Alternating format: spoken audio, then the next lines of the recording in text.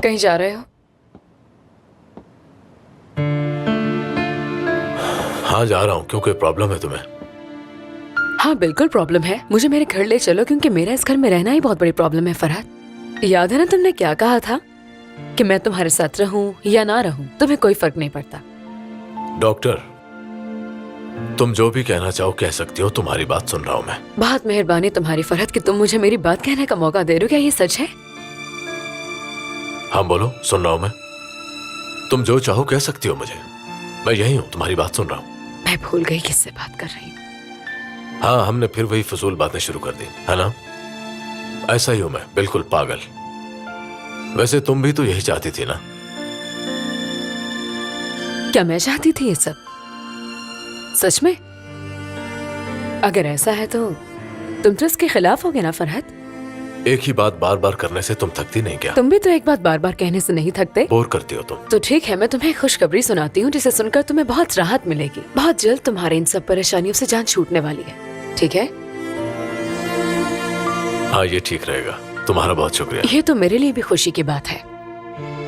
जानता हूँ कि तुम्हें बहुत खुशी हो रही है। हाँ बिल्कुल। तुम्हें अपनी किताबें ही पढ़नी चाहिए। तुम्हें भी कभी पढ़ लेनी चाहिए।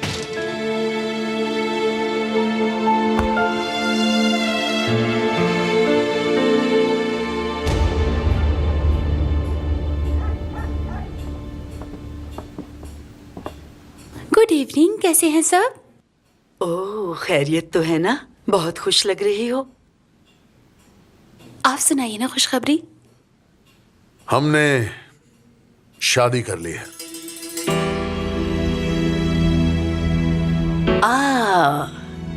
काश हमें तुम पहले बता देते। हमने खामोशी से इसलिए शादी की आपा, ताकि कोई भी चौकन्ना ना हो। हाँ हाँ, फिर तो ठीक है। बहुत मुबारक हो तुम्हें। किसी अच्छी जगह जाकर डिनर करते हैं, इसे सेलिब्रेट करते हैं। मुबारक हो आपको। नेमत ने मेरा हाथ पकड़ा और अपने साथ ले गए। मैंने पूछा भी कहाँ जा रहे हैं, लेकिन इन्होंने बताया ही नहीं। यशवा, तुमने मुबारकबाद नहीं दी। कितने दिन सदमा रहेगा? देखते हैं कितने दिन तक रहेगा। सब सुन ले, अदीला मेरी कानूनी तौर पर बीवी है, इस घर का फर्द है और इसकी इज्जत करना आप सबका फर्ज होना चाहिए।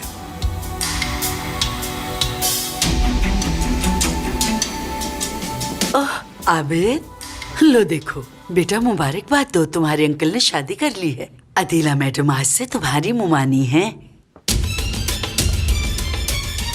आपको मुबारक हो अंकल। Thank you Abid. मैं कपड़े चेंज करके आती हूँ अब।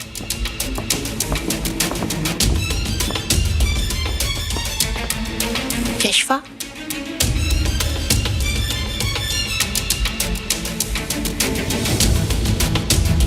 तुम्हारी और आजाद वाली बात मैं भूली नहीं हूँ। हम इस बारे में बात जरूर करेंगे, लेकिन मुनासिब वक्त देख के। मुझे तुमसे कोई बात नहीं करनी, समझी? वैसे भी तुम्हारे पास सबूत नहीं है। अपने शौहर से बात करने के लिए मुझे सबूत की जरूरत नहीं है, मेरे अल्फाज ही काफी हैं। ये देख रही हो, शादी की अंगूठी। नेमत साहब, हाँ यशवा। मैंने और अदीला ने आपसे कुछ जरूरी बात करनी है। यशवा,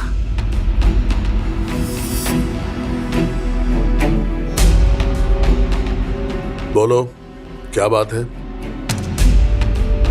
दरअसल बात कुछ ऐसी है कि अगर हम तीनों के बीच में रहे तो बेहतर है। ठीक है।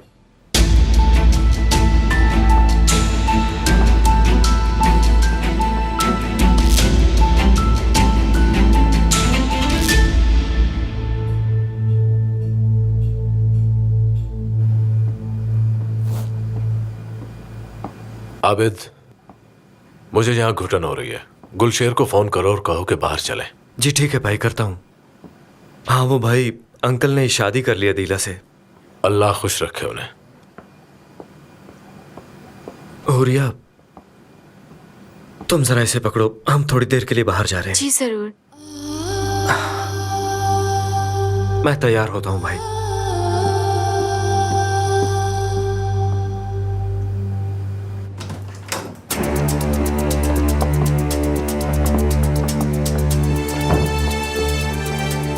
हाँ बोलो यशफा, बताओ क्या मसला है। पहले तो मैं माफी मांगती हूँ कि मैंने आप दोनों को मुबारकबाद नहीं दी। मैं हैरान हो गई थी। हैरानी की कौन सी बात है, इस बारे में सब जानते ही थे।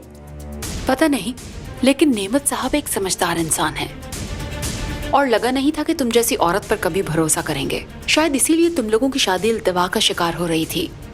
बात को जरा मुख्तसर करो यशफा, ये लंबी चौड़ी बकवास सुनने का मूड नहीं मेरा। हाँ बिल्कुल। अदीला मुझे बता रही थी कि आप इसकी हर बात का यकीन कर लेते हैं, ऐसा ही है ना? यशफा, क्या बात है, कुछ कहना चाहती हो? अदीला के मुताबिक मैंने इसे धक्का दिया और इसने अपना बच्चा खो दिया और आपने ये बात मान ली। हाँ बिल्कुल, तुमने हमारे बच्चे को मार डाला था।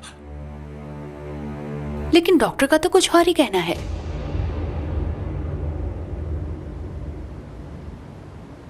वो 2 माह पहले आई थी, अपना अबॉर्शन करवाना चाहती थी। बच्चे के बाप से उसकी शादी नहीं हो रही थी। कह रही थी कि मैं इसका ख्याल नहीं रख पाऊंगी। अबॉर्शन आपने किया।